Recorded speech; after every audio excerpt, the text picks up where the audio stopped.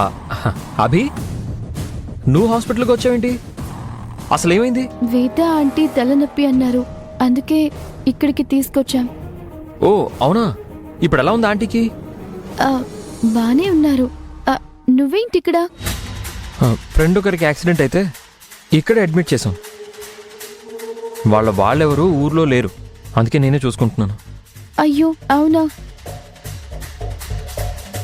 ఒక్క నిమిషం ఉండండి, నేను ఆంటీకి వాటర్ బాటిల్ ఇచ్చొస్తాను.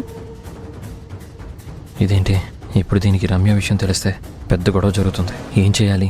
వెంటనే రమ్యని తీసుకొని వెళ్ళిపోవాలి. గౌతమ్, మీ ఫ్రెండ్ని చూడటానికి నేను వస్తాను, పదండి.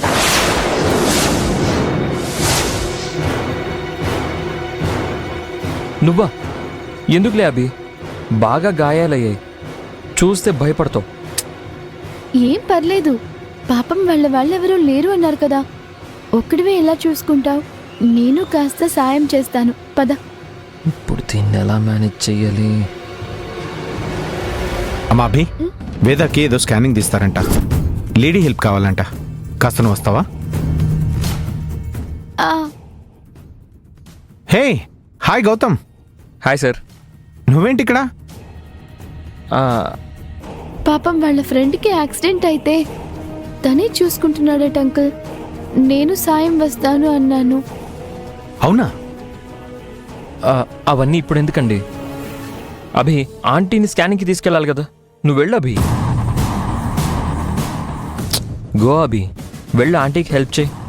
నా ఫ్రెండ్ సంగతి నేను చూసుకుంటానులే. తీసుకెళ్ళండి అంకుల్. అభి రా.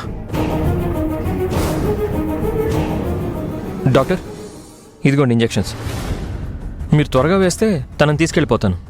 అలా తొందరపడితే ఎలాగండి? ఇంకా చేయాల్సిన టెస్టులు చాలా ఉన్నాయి. ఇంకో మెడిసిన్ రాసిస్తాను, అవి కూడా తీసుకురండి.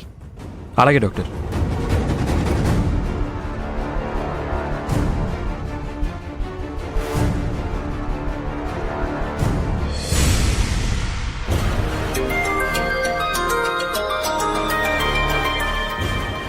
హలో మేడం, మీరు చెప్పినట్టుగానే కీ రెడీ చేసి తీసుకొచ్చాను మేడం.